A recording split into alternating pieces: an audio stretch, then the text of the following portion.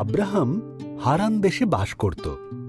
ঈশ্বর বললেন, আব্রাহাম, আমি চাই তুমি হারান ছেড়ে অন্য কোথাও যাও।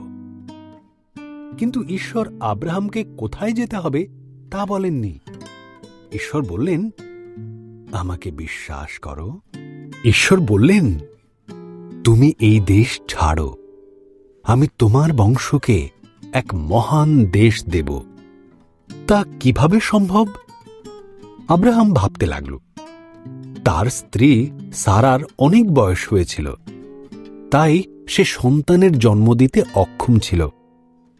কিন্তু ঈশ্বর বললেন, আমাকে বিশ্বাস করো।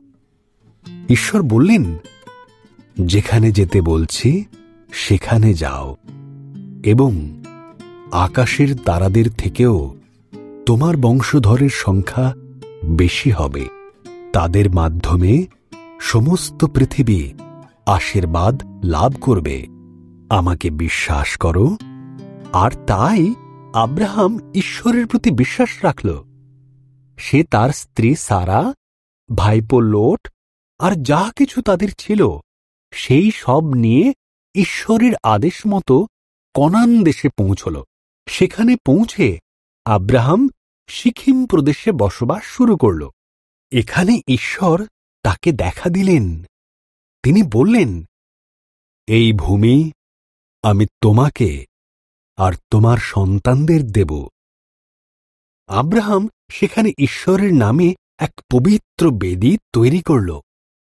আব্রাহাম ঈশ্বরের দেওয়া সেই প্রতিশ্রুত দেশটি ঘুরে দেখল।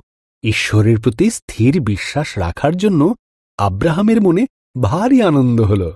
সুতরাং এখানেও ঈশ্বরের নামে সে আরেকটি বেদী তৈরি করল এবং ঈশ্বরের সমস্ত প্রতিশ্রুতির জন্য তাকে ধন্যবাদ দিল।